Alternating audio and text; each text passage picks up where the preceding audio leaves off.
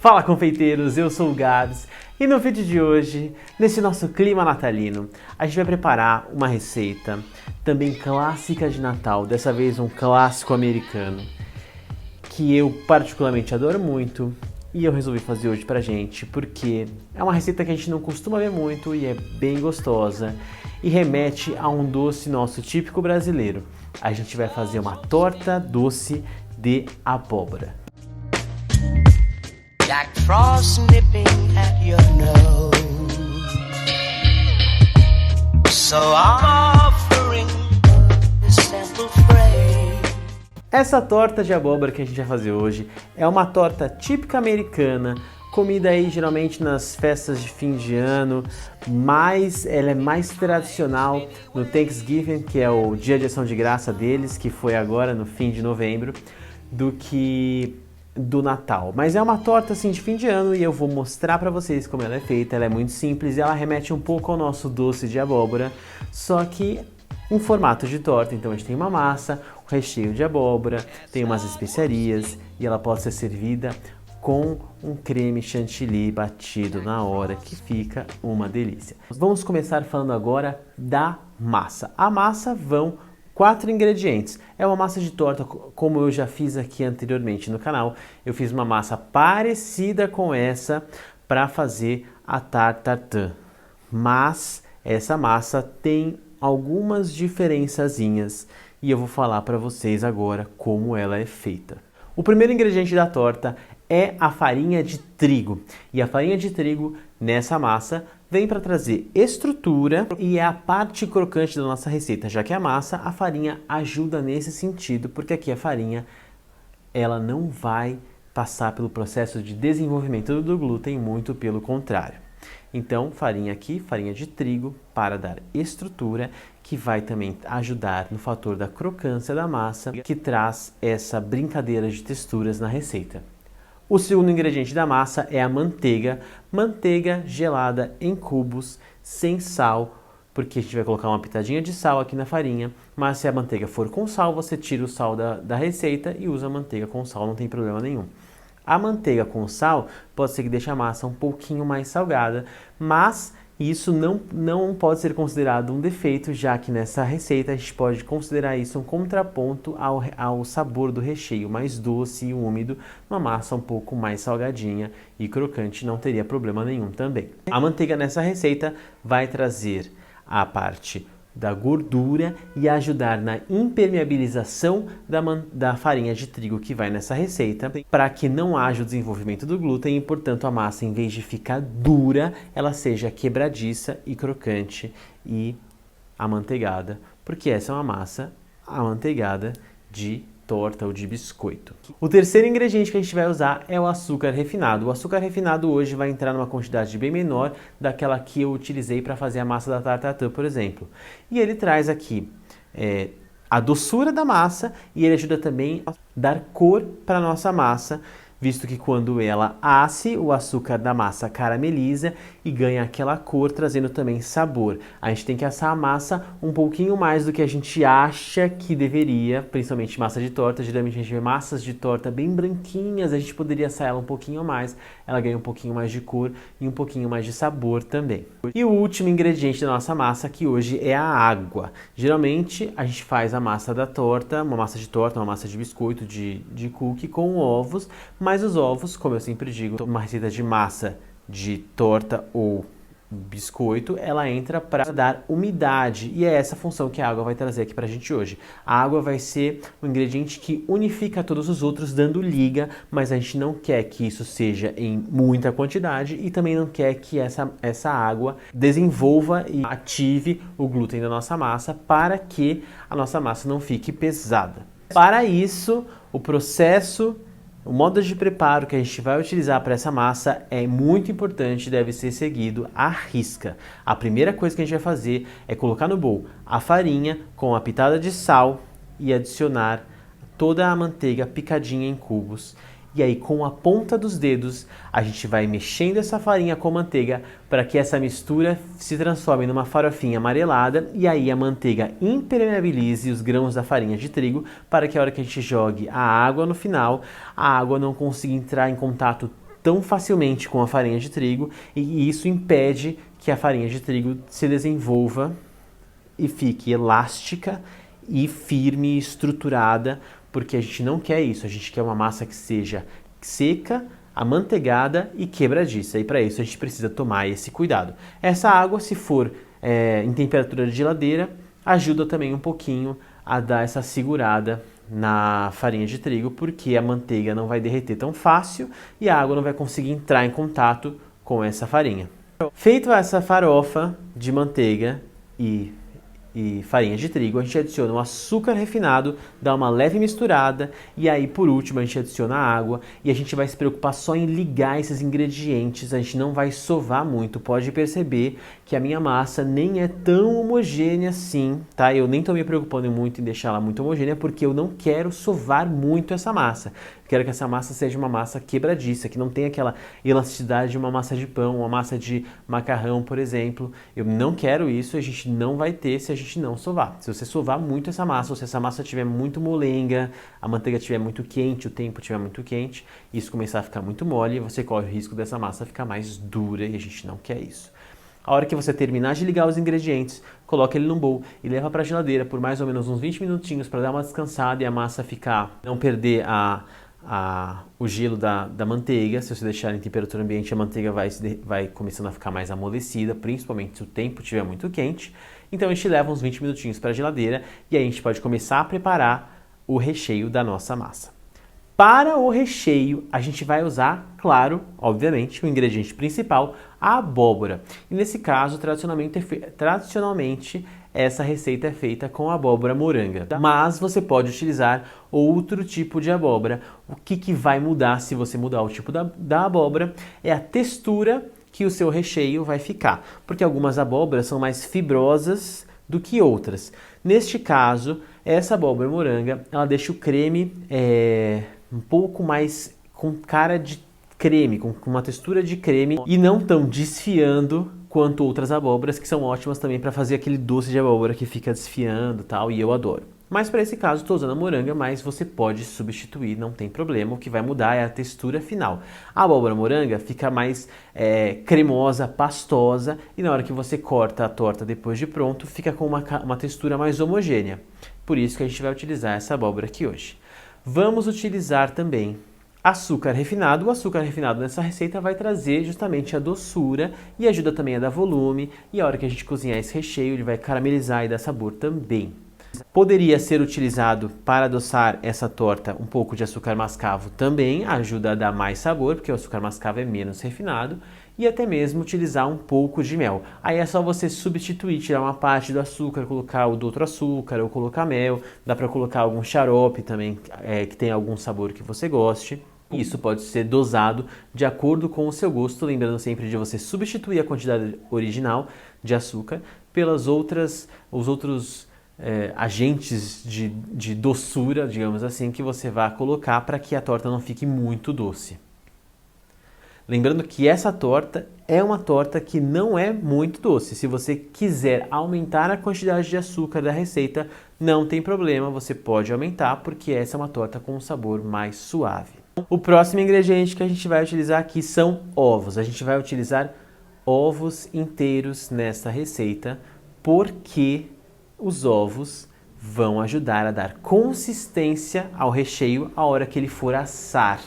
Porque essa torta, o recheio dessa torta vai assar junto com a massa pré-assada para finalizar no forno e ele ficar um pouco mais consistente do que a hora que a gente faz. Então a gente vai colocar ovos inteiros na receita que ajudam a dar consistência na massa, porque quando eles cozinham, eles coagulam e enrijecem, assim como um ovo cozido. Vamos colocar nesse recheio creme de leite fresco. E é importante que o creme de leite aqui seja o creme de leite fresco, porque o creme de leite fresco tem um teor de gordura muito maior do que os cremes de leite pasteurizados que a gente encontra para comprar no mercado. O creme de leite fresco costuma ter 35% de gordura contra os 17% que a maioria dos cremes de leite pasteurizados tem. Então, você pode fazer com outros cremes de leite, mas o creme de leite fresco tem um teor de gordura muito maior, e isso vai dar mais sabor, mais cremosidade para o recheio, do que se você utilizar um creme de leite com menos gordura. E, por fim, vamos usar também Especiarias são elas que eu vou colocar aqui hoje: canela, cravo, noz moscada, todas em pó. E também vou colocar gengibre em pó. É muito importante que você utilize essas especiarias para dar o sabor, aquela leve picância no fundo na hora que você come a torta, e é isso que levanta o sabor do recheio dessa torta. Se você pode optar por não utilizar essas especiarias ou tirar algumas que você não goste, mas isso interfere diretamente no sabor da torta, já que os grandes agentes de sabor dessa torta são a abóbora e as especiarias. Então, cravo em pó, canela em pó, noz moscada em pó eu estou colocando porque eu gosto, e gengibre em pó. O gengibre é, dos 4, o principal, a principal especiaria dessa torta, que é tradicional. E aí você vai levar todos esses ingredientes que eu falei para a panela com a abóbora previamente assada e espremida já como em forma de purê. Como que eu fiz com essa abóbora? Eu cortei a abóbora, descasquei a abóbora, levei ela ao forno alto, só que eu embrulhei essa abóbora no papel alumínio e levei ela para assar no forno em temperatura alta por mais ou menos 1 hora. Quando ela ficou macia, não coloquei água, não coloquei nada. Quando ela ficou macia, eu tirei essa abóbora do forno e levei no espremedor de batata para fazer um purê de abóbora. E aí, com esse purê, eu estou levando esse purê para a panela com todos os outros ingredientes: açúcar, ovos, creme de leite, as especiarias. E aí a gente vai levar essa mistura ao fogo para deixar isso apurar e reduzir um pouco e evaporar um pouco da umidade. Por que eu não cozinhei essa abóbora em água? Justamente porque eu queria colocar o menos de umidade possível nessa abóbora, para que agora, na hora do fogo, o meu processo seja um pouco mais rápido. Se eu cozinhar a abóbora na água, ela vai ficar mais encharcada, e na hora que eu espremer e fizer um purezinho, ela vai ficar mais aguada, e aí vai demorar mais tempo para ela secar no fogo e mais tempo para ela assar na torta depois, na finalização. Então você vai levar toda essa mistura para cozinhar na panela. Ela vai dar uma leve escurecida ao longo do cozimento por causa das especiarias. Se você colocar açúcar mascavo, vai ficar mais escura ainda. E ela vai dar uma leve secada, mas ela continua muito úmida e muito cremosa. Você pode provar isso, ver se tá bom de sabor, se tá bom de doçura, se tá bom das especiarias. Você pode colocar mais. E aí você dosa esse sabor. A hora que tiver dado uma leve secada, mas ainda assim bem cremosa, você deixa esse recheio esfriar, mas não precisa deixar ele gelado. E aí, com a massa que está na geladeira, a gente vai começar a abrir a massa para forrar a forma. Eu estou usando aqui hoje uma forma de 23 centímetros de diâmetro para fazer esta torta, mas você pode fazer tortas maiores ou tortas menores, aí você tem que dosar a quantidade de recheio e de massa. Essa quantidade de massa que eu fiz é a quantidade exata para fazer essa torta. E aí, essa massa, como ela é uma massa quebradiça, também não é legal a gente ficar colocando farinha nela para poder untar mesa, rolo, tal, porque como essa farinha que a gente possivelmente colocaria para untar não está protegida, ela pode começar a ficar uma massa mais elástica. Consequentemente, depois que assar, vai ficar mais dura e mais solada e mais difícil de comer. A gente quer uma massa mais quebradiça. Então, o que a gente vai fazer? Para a gente abrir essa massa, eu estou usando aqui folha de silicone, mas você poderia usar filme plástico ou saquinhos transparentes para congelar, para você colocar embaixo e em cima da massa, e aí você abrir com o rolo, porque tanto o filme plástico quanto o saco para congelar, até mesmo alguns papéis manteiga de qualidade, você consegue abrir esse tipo de massa sem passar farinha nenhuma, e depois o papel sai tranquilamente. Então eu vou abrir uma camada fina de massa para colocar no fundo dessa forma, lembrando que essa forma é uma forma de fundo falso, senão depois você não consegue tirar essa forma de dentro da forma. Então eu vou forrar o fundo da forma com a massa e vou forrar a lateral da forma também com essa massa.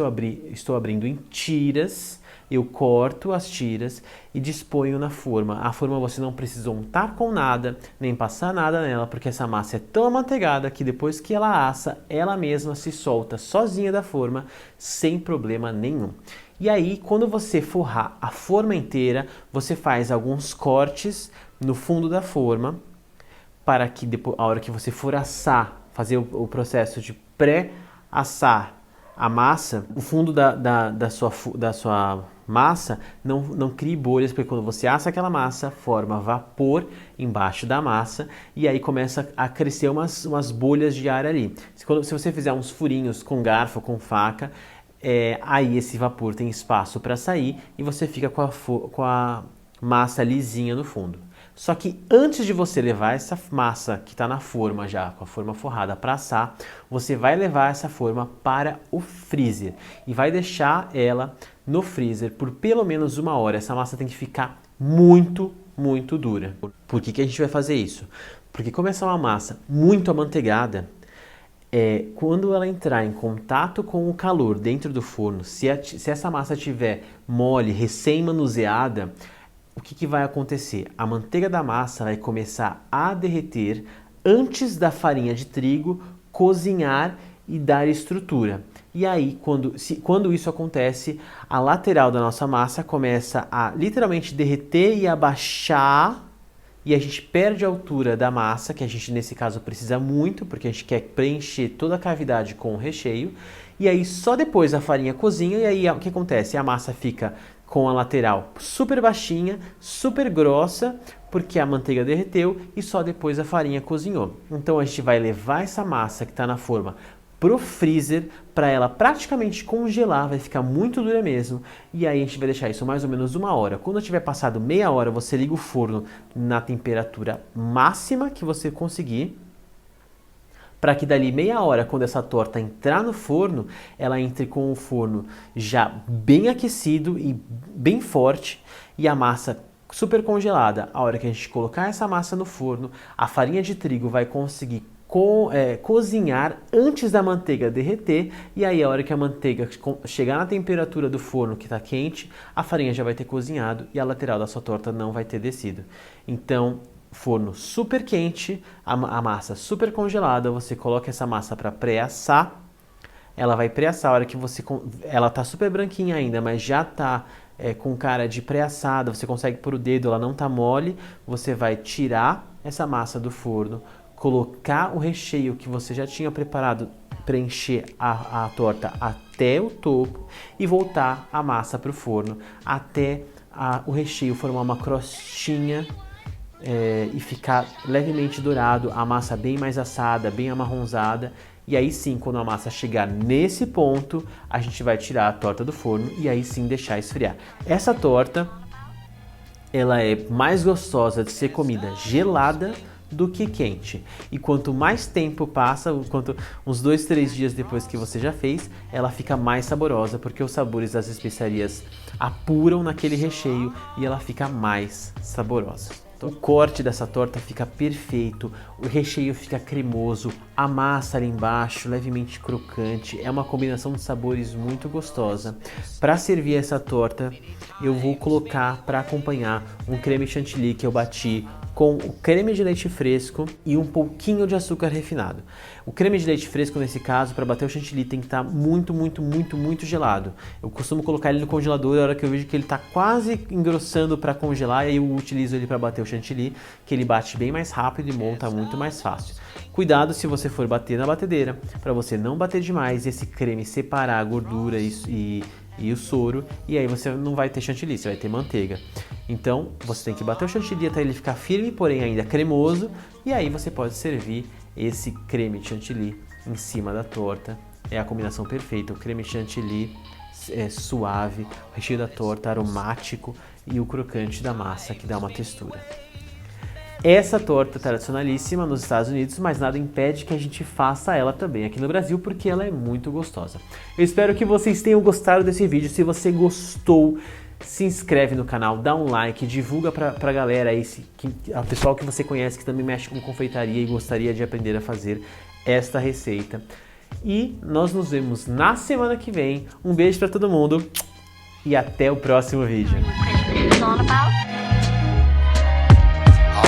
It's been said many times, many ways, Merry Christmas.